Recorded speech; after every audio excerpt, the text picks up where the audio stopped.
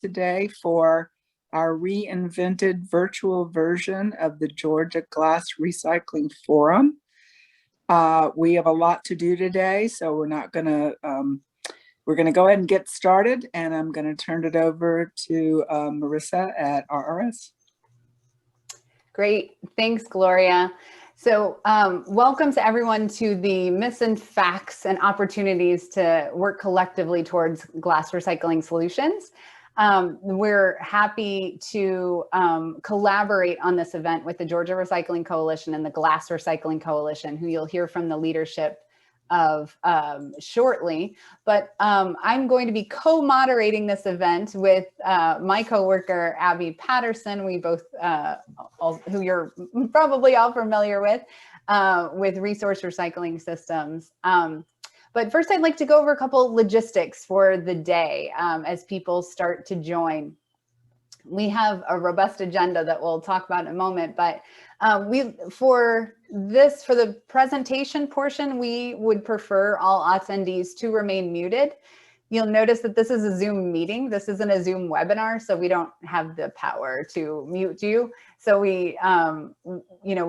there are several opportunities for you to chime in and for a collective conversation. We really want this day to be interactive, but during presentations, if you wouldn't mind muting, but we do want to hear from you. So just as if you were in a regular Zoom meeting, there's a little chat button, looks like a little bubble icon in your dashboard. So go ahead and click on that. If you're having any technical issues, Ashley is our behind the scenes magician, Ashley Redford, and she can help you with any type of technical pieces. And then if during presentations, if you have questions for the panelists, go ahead and pop it in there and we'll make sure that we get to as many questions as we can. If we can't get to your questions, we will have panelists answer them after the fact. So we will be recording all of the presentation portions of this, with the exception of breakout rooms. When we go into breakout rooms, it gets a little more complicated for recording, so we won't be recording those. But all the main presentations and Q&A portions, we will be recording.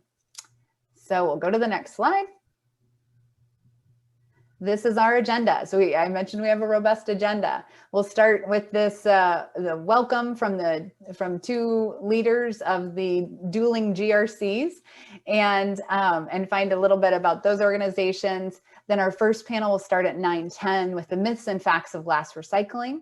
From 10 to 11, we've got an excellent expert panel, and that's going to be very interactive, looking for your questions and talking about the state of glass recycling.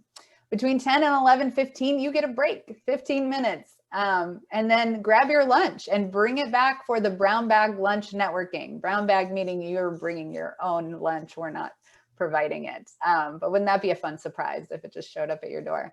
Then it goes into the glass success stories from noon to 1. So learning about where glass has worked in the past. Then you get another break. And then we wrap it up with the last two sessions, which is collaborative opportunities from 1:15 to 2, where we put you in breakout rooms and really work through regional glass recycling solutions in your neck of the woods. Then we'll have some closing remarks and attendee giveaways. So you don't want to miss the second half of the day because there's awesome giveaways. I don't know if we've said what the giveaways yet are, but they're really, really cool. And they are born and raised in Georgia, so very exciting. And we also have a virtual tour that's happening between that 2 and 2:30 hour.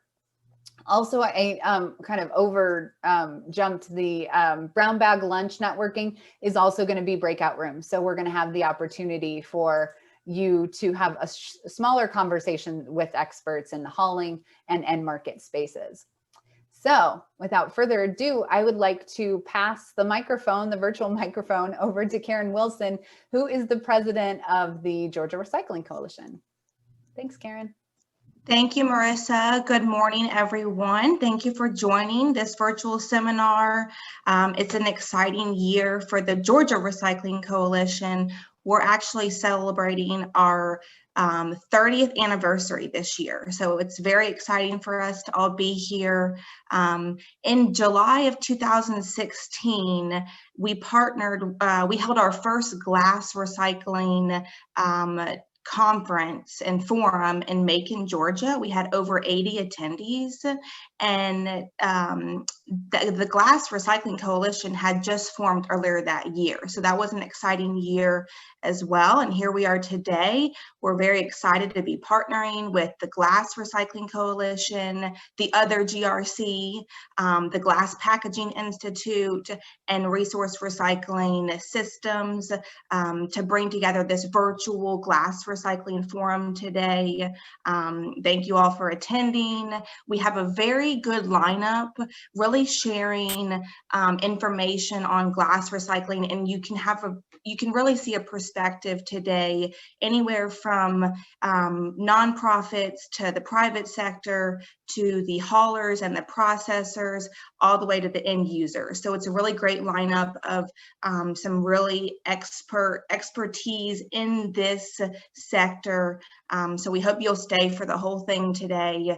One last thing I'll mention, as a part of our Recycle Right Georgia campaign, we created a video for local recycling program managers to help promote the importance of glass recovery in Georgia, and to also help support our manufacturers using cullet making new products.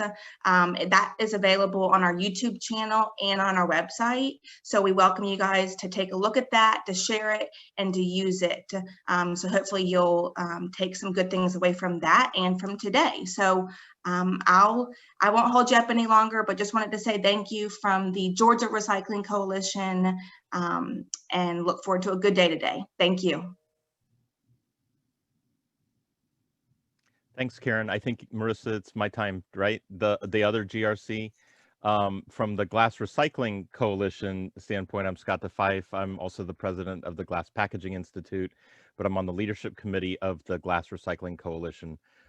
We share duties as hosts and presenters at various organizations around the country. Since I was going to be participating in this one already on the next panel, I drew the straw to welcome you on behalf of the Glass Recycling Coalition. If you're not familiar with the Glass Recycling Coalition, just a couple quick slides to tell you about our group. It's a wide variety of organizations, trade associations, haulers, other regional recycling groups, brands, companies that are involved in recycling glass, making glass, fiberglass, all the end markets, Pozzolan, all the different end markets that could participate.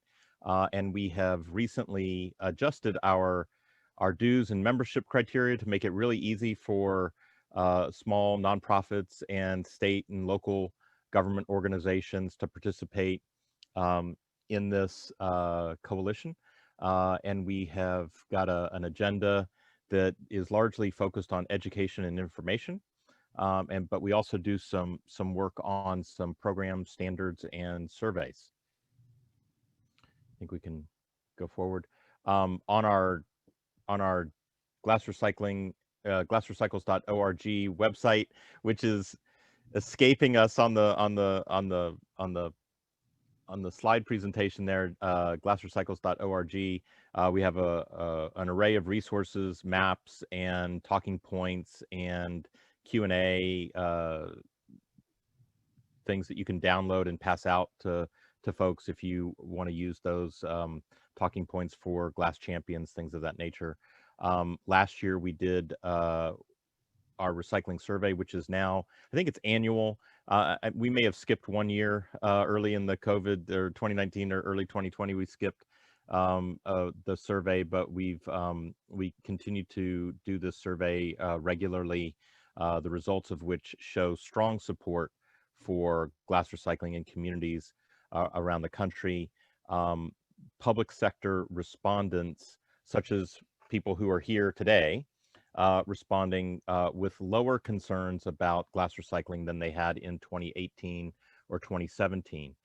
We take that 24% reduction in concern level as a positive indication that the word about glass recycling is getting out and it's starting to rebalance. I think 2017, many people may may think of as the height of the issues with glass recycling and concerns with glass recycling. So those numbers are headed in the right direction. We can go to the next slide.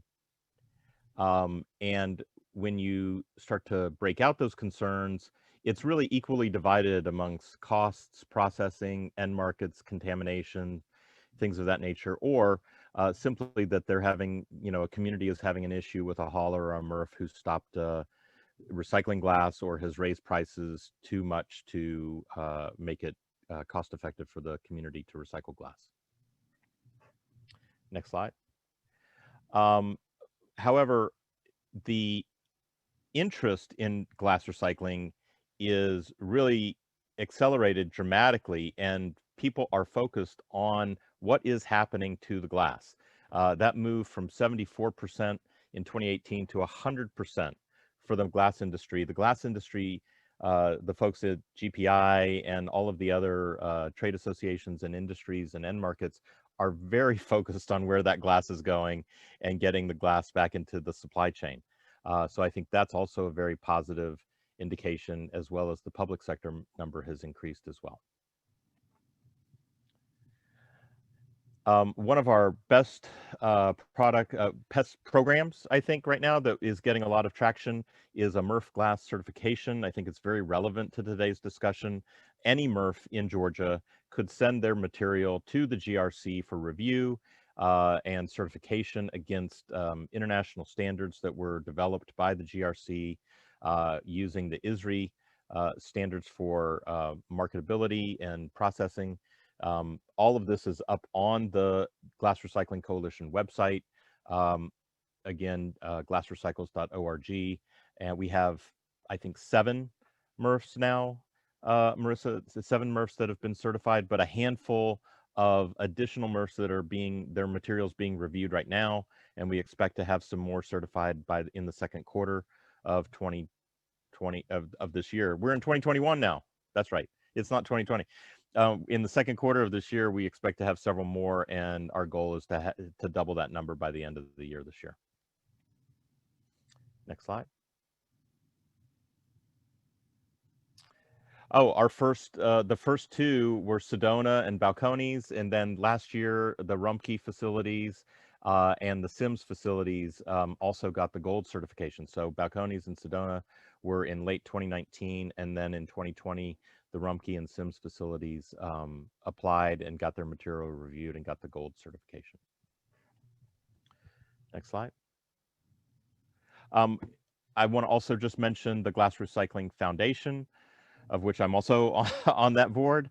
The GRF was spun out of the GRC to take over the granting work that even GPI and the GRC had started doing, grants to communities, interventions to support glass recycling in communities that needed some financial assistance. The GRF is actively raising funds now. We have made our first grant under GRF with the assistance of the Technical Advisory Committee from the Glass Recycling Coalition to review all of the criteria, and make sure it's a good project before those funds go out. But we made that funding award in Erie, Pennsylvania, and they've been collecting, I think they're probably up to 40 or 50 tons of glass already in the first couple of months through the winter with the drop-off sites in Erie County and surrounding jurisdictions, and they're growing that network in northwestern Pennsylvania. So that was and we have a couple more in the pipeline ready to go out. We're finalizing the paperwork with the communities. One is in Georgia, actually. Maybe I can't give it away yet, Marissa, but I believe, is there anybody from Gwinnett here? Gwinnett County? Not to steal any thunder, but since you're here, a little inside information. They are restarting some glass drop-off, glass recycling and drop-off programs, and the Glass Recycling Foundation has contributed to a grant to get that started through the Recycling Partnership as well. All right, well, that's our welcome. And I think I'm handing it back to Marissa real quick before we get started on the myths and facts session. Yes, absolutely. Thanks, Scott, so much. Wonderful intro by both of you. Before we go into our, oops, am I showing the right screen? Hopefully you're seeing my right screen. Before we go into our first panel, which is myths and facts for glass recycling, I'm going to go ahead and start off with a poll. So if you have been on any RRS event, you may have noticed that we like these live polls. And so how you do this is very simply, actually just check your chat and open up another browser and head to the website pollev.com/recycle123. And that will open up the poll to you. So the big question as you are getting to that website is, in one word, or a word that you can use like a hyphenation or whatnot, but in one word, what are some reasons, what would you describe are some reasons you've heard for not recycling glass containers? So we're already seeing some come in: economics, cost and market. We're seeing access, market, cost, access. Okay, so these are, as you say the same word, it should get bigger if you use the exact same word. Contamination is one of the reasons. Labor, cost is now getting bigger. Contamination is getting huge. Labor, economics, logistics, access, lots of things going on here. All right, contaminations, recyclables, maybe those two were connected, I'm not sure. All right, so I'm gonna just let those come in before, and let those kind of simmer as they're coming in. And as I prepare to introduce our first speaker, who is a stranger to none of you all, I feel like Kanika, everyone knows Kanika Greenlee. Okay, so here is our word cloud. I think that's everybody. So contamination and economics are the biggest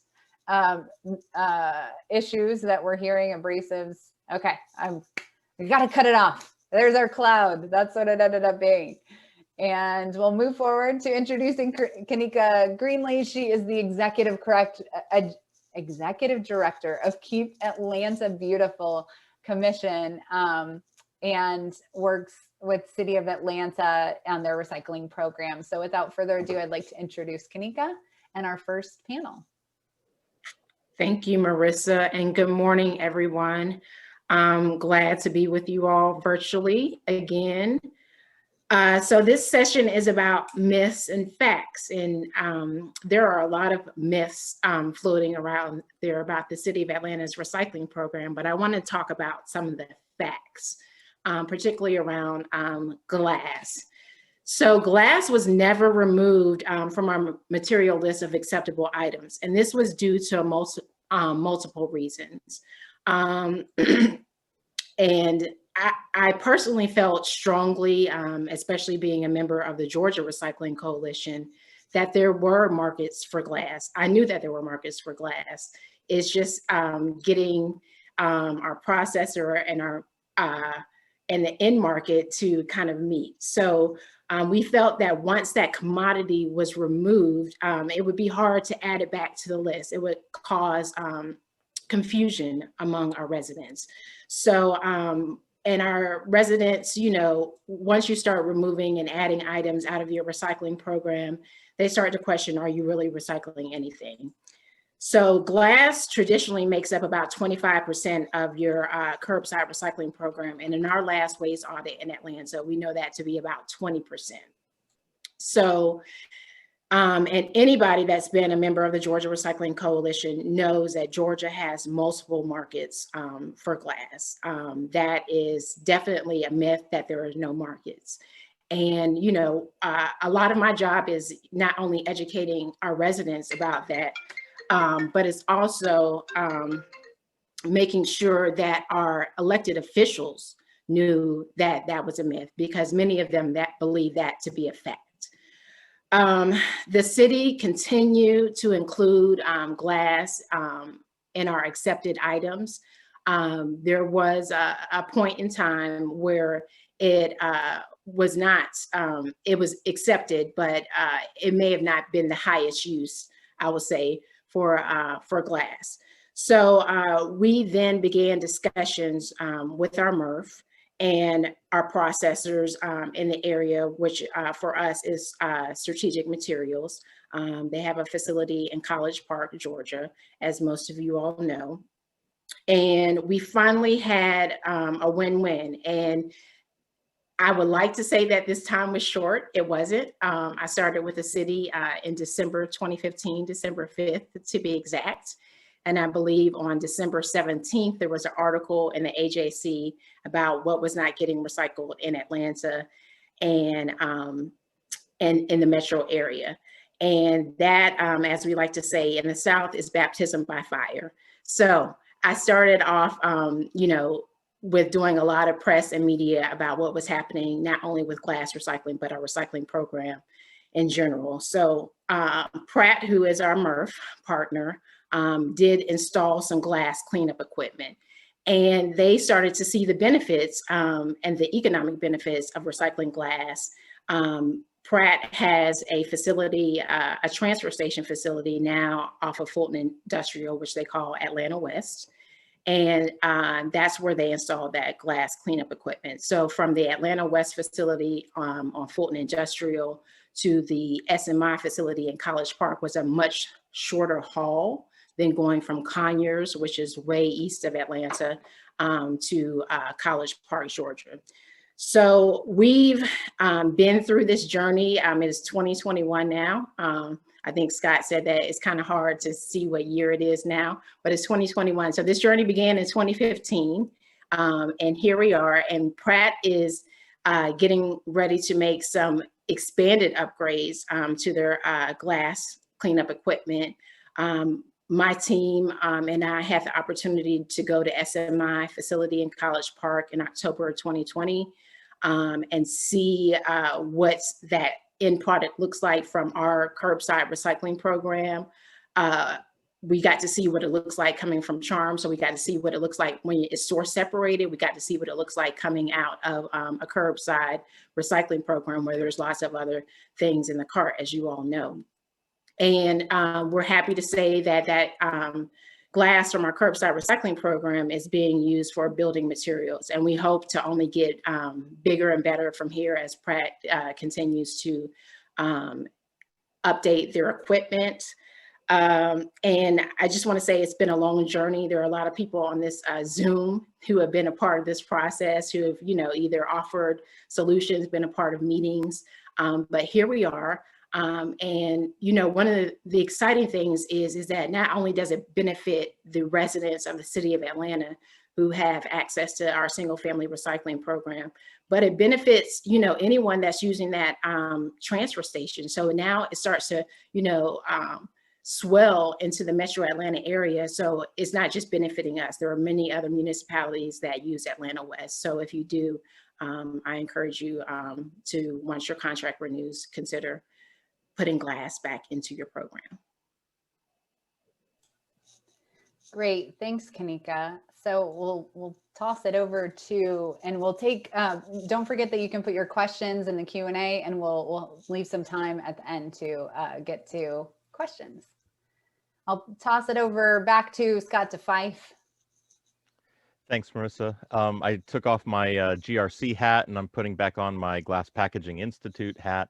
The GPI, we're the trade association of the container manufacturing industry in North America and all of our supply chain partners. So I see several people on the Zoom call from member companies and other industry trade associations that we work with, and I'll try to do everybody the best job here of talking about a couple myths and several facts. I'm going to follow up Kanika's myth and fact on Atlanta with the number one fact that glass is endlessly recyclable. It doesn't degrade in quality. It can be used over and over again. Once you turn the raw materials into glass the first time, it can be made back into glass containers over and over again if we can get it back. That's the number one challenge, is to get the glass back into the system. And the average recycled content right now in North America for the typical glass container across all the plants is about 30 to 35%. And it can be higher. But also another fact is that 60% of the recycled cullet is clean furnace ready glass, right? So you could have a pile of glass and that's not cullet. It has to go through some processing in order to be furnace ready. When it gets to the cullet size, it also has to be large enough that we know what it is and what color it is, so that the furnace engineers and the glass engineers know what they're putting in the batch mix. But 60% of that comes from, recycled glass becomes a new container or insulation. There are other end markets, and it depends on the quality of the material and the size of the material, the color of the material, as to what the end markets are. But the glass is endlessly recyclable. That's fact number one. We always like to start off with a map, a little reality-based information here. These are the variety of end markets across the United States: glass manufacturing plants, fiberglass plants, glass recycling processors. In addition here, earlier I spoke about the GRC certified MRFs. You can see those with the red stars. We'd like to fill in some red stars in the Southeast, and other MRFs that take glass. Zooming in on Georgia, this is, I'm going to reinforce myth number one, that there's no end markets for glass in Georgia, and that is absolutely a myth. There are many end markets for glass in Georgia, and there are end markets for Georgia glass nearby in other states as well. The glass, we can use it in Georgia, but it can also be used in neighboring states. And you can see our 100 and 200 mile radius from Metro Atlanta. You've got glass plants in anchor plants in Warner Robins. There's a Virescence plant in Georgia. There's a brand new R-Glass container plant in Valdosta, and there's another anchor plant in Jacksonville, Florida, which is very nearby. In addition, you've got glass plants in North Carolina, and there are many fiberglass plants in Georgia or near Georgia as well. So there's plenty of end markets for glass in Georgia. That is myth-busting fact, number one. Fact number two is that quality matters. On that word cloud, I saw contamination raised a lot. The picture on the right, or my right, as I'm looking at the screen, is bottle bill source separated drop-off glass. I'm pretty sure that's glass. I can look at that picture and I can say, yep, that's glass. The picture on the left is what a MRF, and I think it's not typical of every MRF glass tipping floor, but in particular, I've seen this a couple times. This is what some MRFs call glass. I'm hard pressed to find any glass in that picture, but it's supposed to be the glass material from the MRF. Okay, so quality matters. It's much easier to make that picture of the clean drop-off source separated glass back into usable cullet and end markets. All of that glass is going to find a home. Okay, if the contamination is very high, it increases costs. Quality directly impacts market value and end market usability. We can move forward. Recently, here's another fact. I'll start off with the fact. The industry wants more glass. We want to recycle more glass. We want to use more recycled cullet in making new bottles. And last year, we spent several months studying supply chain movement and opportunities to collect more glass and deliver that back to the North American glass container plants. And we released 2 weeks ago, Circular Future for Glass, a roadmap of how to get, not just a pledge to get to 50, but how can we get to 50% recycling rate for glass across the country and increase the recycled content rate to 50% as well. You may have heard about the EPA announcing a 50 by 30 goal for all recyclable materials across the United States. Our contribution to that is a roadmap of how we can get glass recycling to 50% and get the recycled content rate of the average bottle up from the low 30s to 50%. Just a couple quick snippets from that as we move forward. Again, we're in the low 30s right now. It's, hovers 31, 32, 33 percent. 39% is recovered. The recycling rate for the containers, in fact, bottles are more recovered at a higher rate than food jars as well. That's because of the bottle bill and deposit states as well. But to get that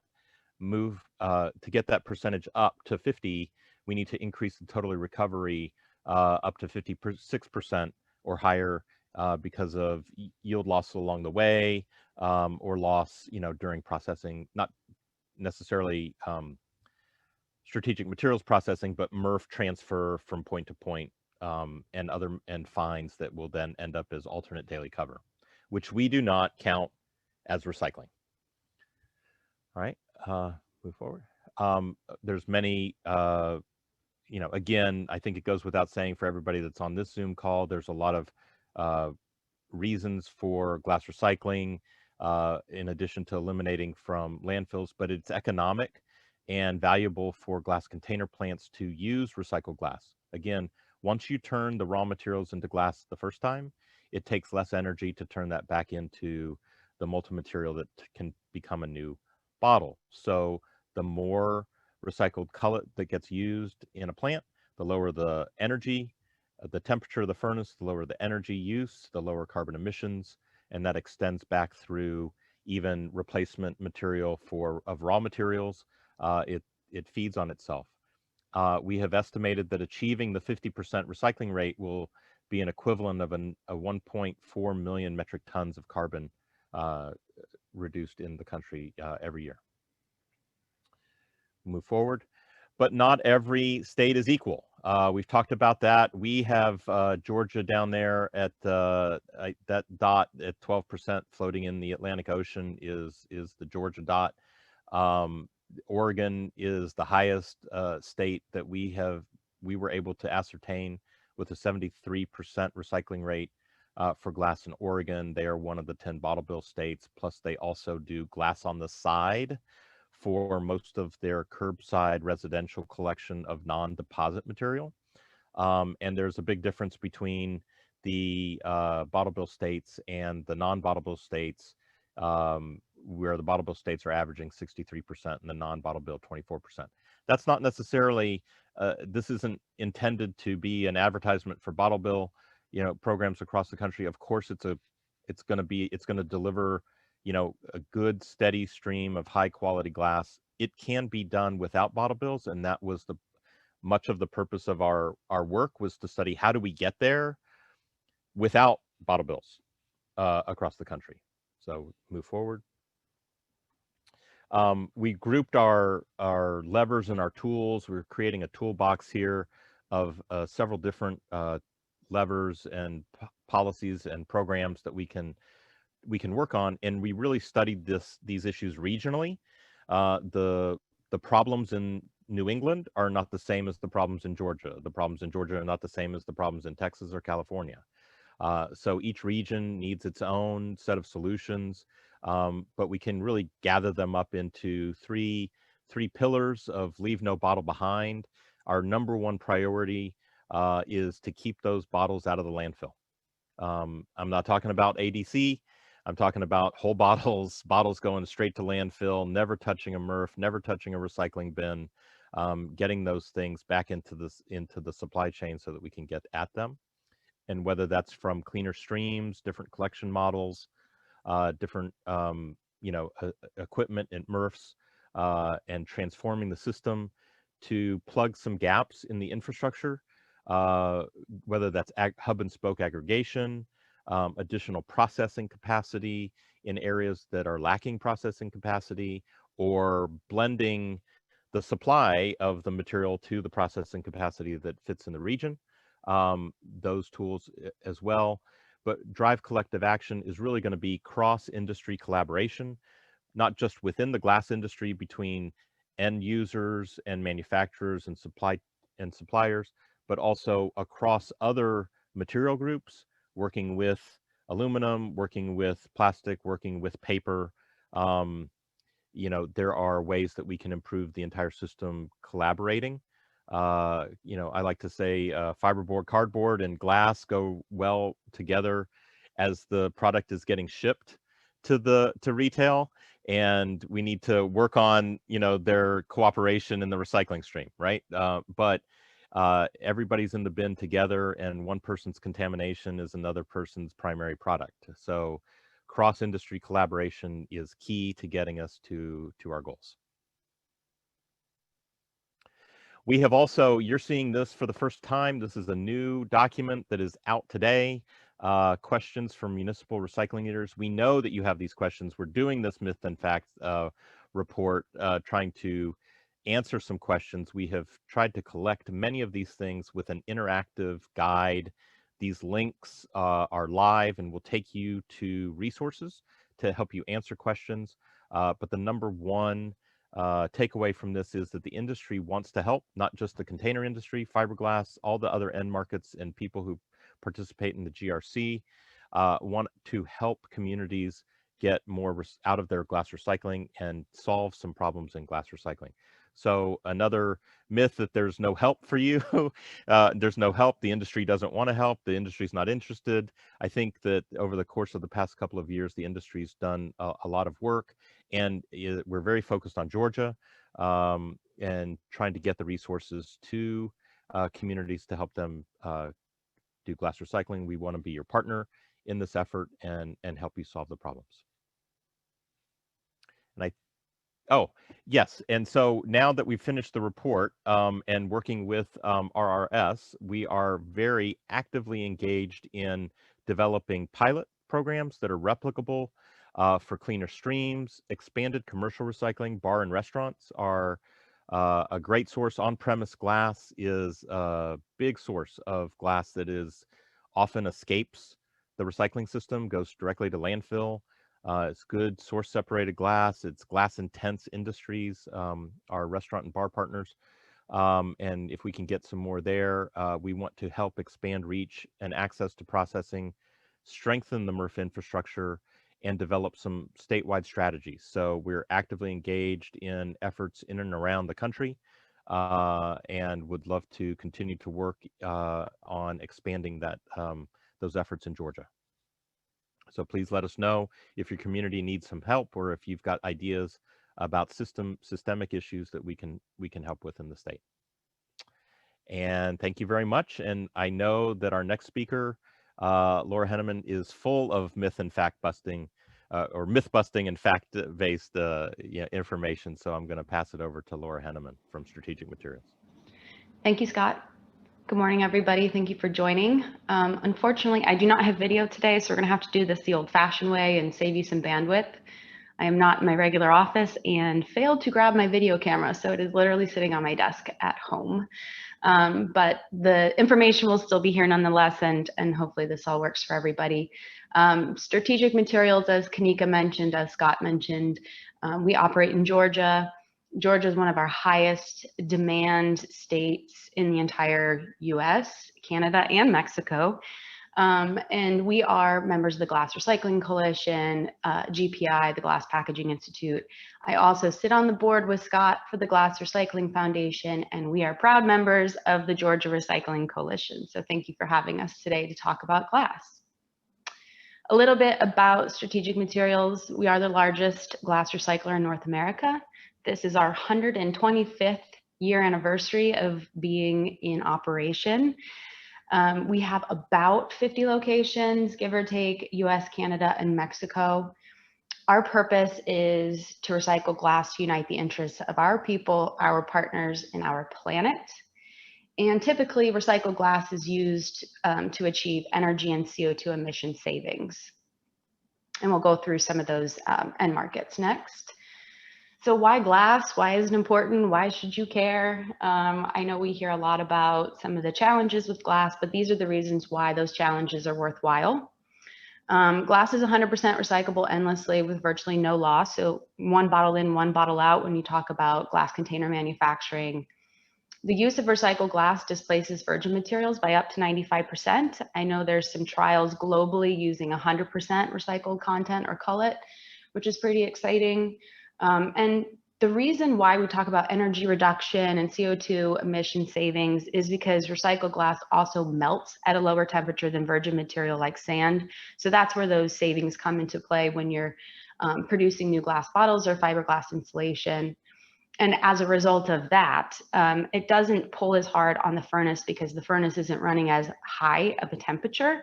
So it helps extend the life of the furnace. It can also help with your maintenance costs. So maybe less regular maintenance is needed because that furnace isn't being worked so hard by using recycled content or recycled glass. And in using recycled glass in building materials, you know, there's Energy Star certifications that helps achieve LEED credit eligibility. Primarily that's, you know, fiberglass insulation or other building materials. And from a consumer perspective, and why I choose glass on the shelf is it's chemically inert. We love to call it ocean friendly because it is inert. Wildlife won't ingest it. Over time, it'll degrade back to sand.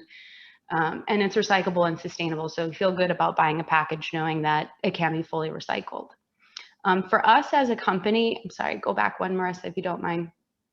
For us as a company, we really focus on what we call high value markets, and that's high value both economically, but also environmentally. So our first and foremost market would be glass container, just given the circularity of that cycle. And then fiberglass insulation is a very, very close second. They're pretty much neck and neck. Fiberglass insulation uses up to 70% recycled content today. So they have a very high demand for recycled glass. And then fillers for carpet, which there are obviously a lot of carpet manufacturers in Georgia who have used our finer grades of glass for carpet backing. Terrazzo tiles, countertop, concrete, lightweight aggregate are all kind of high value markets. And the reason for that too is because, as we all know, recycling is not easy. In fact, it's become more difficult over the past few years, and it's expensive to recycle, no matter what the material is. So in order to make the entire economic chain work, or the value chain of glass recycling, everybody kind of has to receive some of that value.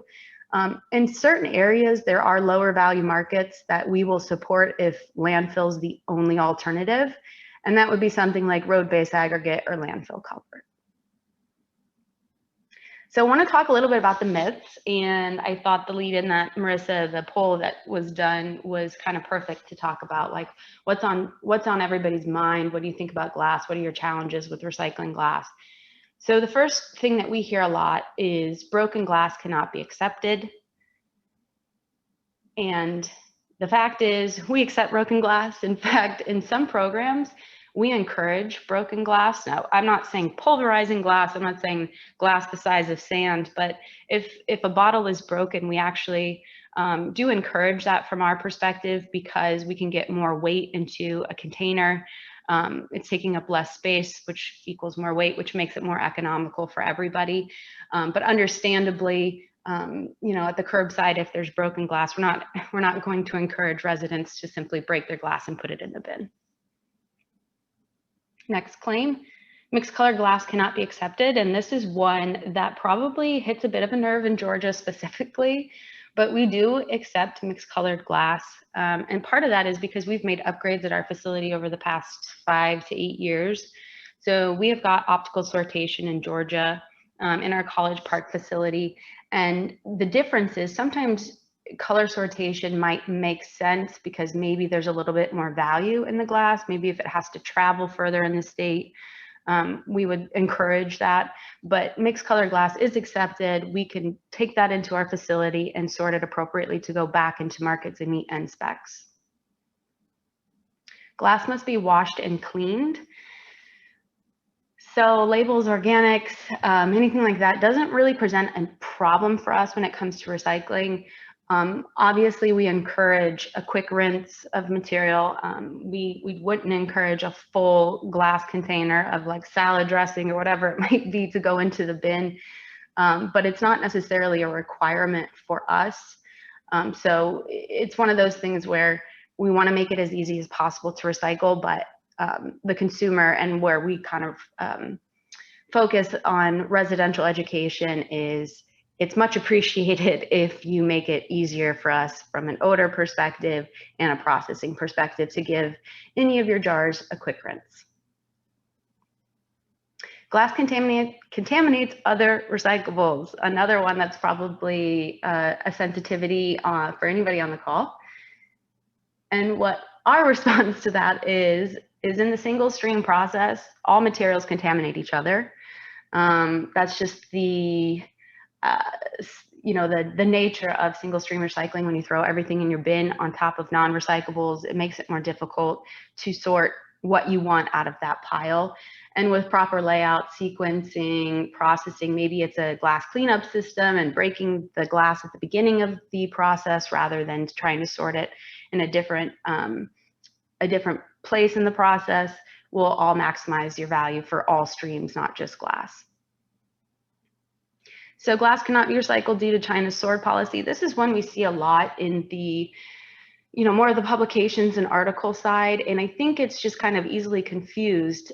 Glass is recycled domestically, always has been. It's obviously heavy. There's some freight considerations and economic considerations that go into that, which makes glass recycling very localized.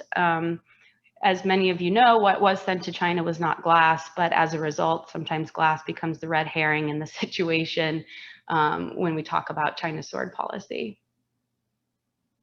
Glass has no value, belongs in landfill, or the value of glass has gone down. The value of glass has not gone down. It is really the contamination has gone up. So from our perspective, we price on a pricing matrix. So the cleaner the glass, the higher the value of the pile, not the glass specifically, but of the pile, because there's more glass in it. And the more contamination or non-recyclable material that is in that pile, the lower that pile has, lower value that pile has. So for us, if we're receiving a lot of essentially trash, I mean, we do our best to recycle any aluminum we receive, but if there's more trash, then that is a cost to us to landfill that material. So obviously we have to offset that by pricing it accordingly. And there are no end markets for glass, which Scott touched on, and I will get into in my next slide, I believe, in more detail, but there are end markets for glass. It is regionalized, but the good thing about Georgia, like I said, our demand outweighs our current supply. In fact, we are bringing glass in from other states to try to meet demand, still cannot meet demand because we cannot get enough glass in Georgia. So this is glass in Georgia, and I know Scott had shared a similar map, but these are a lot of our end markets. These are people who use recycled glass, who support some jobs in Georgia and the economy in Georgia. So we actually have two facilities in Georgia. One is College Park, just outside of Atlanta, and one is Ben Hill. Well, it used to be Ben Hill, and I think we've moved it, but that's a smaller, more specialized facility that most don't know about. But when it comes to curbside, it is College Park. And from there, we process everything and sell into a variety of markets, including new glass containers, which would be like food and beverage, but also more specialized, like your perfumes, their cosmetics and skincare, also use recycled glass made in Georgia. And then a huge customer of ours is the fiberglass insulation industry. And there's several in Georgia, as you can see. But there's also one just across the border. It's technically Alabama, but it is basically on the border of Georgia and Alabama that we also service. And all of these companies would like to purchase more recycled glass and use more recycled glass. And we cannot provide more at this point just because we've not been able to maximize glass recycling in Georgia from residential collection. So talking a little bit about the circular economy, and Georgia specifically is pretty unique. There's several other states that do this very well, but Georgia really is a model for circular economy when it comes to glass. And that's simply because you as a consumer, let's say you buy a product off the shelf, you enjoy the product, you put your glass bottle in the recycling bin, it is picked up by your hauler, goes through your material recovery facility in Georgia. It is sent to us as the recycler, or sometimes we're called the secondary processor, also in Georgia. And then it goes to make new products like your glass containers or your fiberglass insulation, all in Georgia. And then it goes back into a shelf in Georgia, all within less than 30 days. So it really truly is a circular economy that is created, and something that Georgia should be really, really proud of when it comes to glass. So that is what I have today. And hopefully either I reiterated a few things that you already knew, or maybe you learned something. But if there's any challenges that you have, my colleague is Joe Meyerhoff, and he is both in the meeting currently, I believe, but also going to be part of the brown bag networking session. And he will talk a little bit more in depth about some of the end markets and what we do specifically in Georgia. So he will be able to answer any questions at that time too. But happy to take any questions if we're doing a Q&A. I can't remember, Marissa. Yeah, definitely, Laura. Thank you so much. Excellent information. And at this time, we'd love to take your questions. I've mentioned that you can put these in the chat. I don't see many coming in through the chat, so you're also welcome to, if this doesn't become a circus, it may, and that's okay too. Just unmic and ask any of our panelists a question, whether it's about end markets or recycled, resources, any of those questions. I'm checking mics to see who's unmicing. Maybe our panelists answered so many questions that, or you're all experts. I know a question I hear a lot is,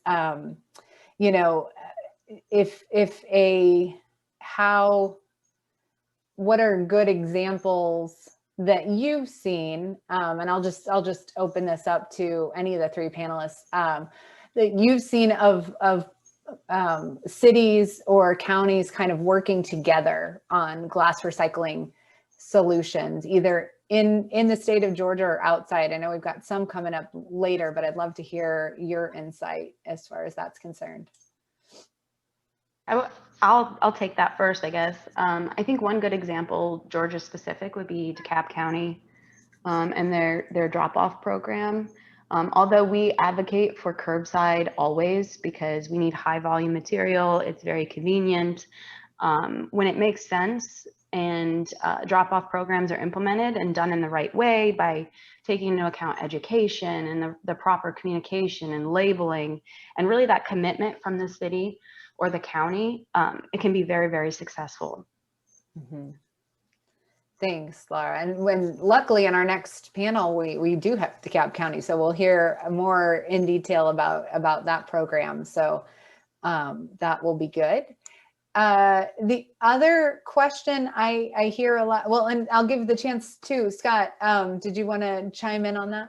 No, I was preparing for a next question, just in case. I thought Laura did that well. There's a lot of opportunities for collaboration. I think it's important to think of glass markets as regional markets, not just among states.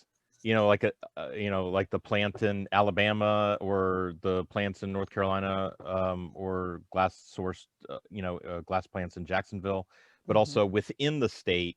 There's regions within the state where counties can work together, communities can work together to aggregate material. We see that some of those things going on in Northern Virginia. There is, unfortunately, with the MRF infrastructure in Northern Virginia, a lot of the glass that residents were putting out in curbside was going straight to landfill, wasn't making it through to get recycled. And so many of the counties in Northern Virginia and the DC metro area have switched over to a drop-off model. I see Lydia from Ripple Glass on the call. They chose purple bins to roll out as community drop-off, and have started collaborating to gather that glass directly from consumers, and it has positive market value, and it's turning around and getting converted through a strategic materials facility and another processing facility into bottle-to-bottle glass again. So there are options, and regional collaboration can work. Yeah, and it looked like Thomas Young has his hand, or Young or John. I hope I didn't pronounce it wrong. Yeah, that was a great pronunciation. It's actually Young. Thank you very much. Not many people get that right first try. Anyway, quick question. For municipalities that use single stream and have glass in the blue bin, what are the best practices at a MRF? I've watched a lot of MRF videos, and it seems that like a glass breaker kind of early on in the processing stream seems to be the standard, but are there other newer technologies, or what is the best way to do this, or is it does when going through a MRF, are there two places you should be trying to get glass out, or secondary processing within the MRF after you go through the glass breaker? Can anybody comment on that kind of MRF technology? We can. I was going to let Laura go first, Yeah. but then I can fill in. No, And yeah. Laura, I can help out too if you need. Okay, yeah, Joe, let me know if I get something wrong. I was going to explain it at a very high level. Was just simply to remove the glass from the very beginning of the process and break it. And glass is heavy, it'll fall through into a pile that's typically a little bit cleaner. Not always, but can be. And then what that allows is the glass doesn't run through the entire MRF system. It can help them sort the materials better further down the line and potentially see savings on maintenance costs, et cetera, because glass is fairly sharp and angular. But Joe, did you have any equipment specific information you wanted to call out?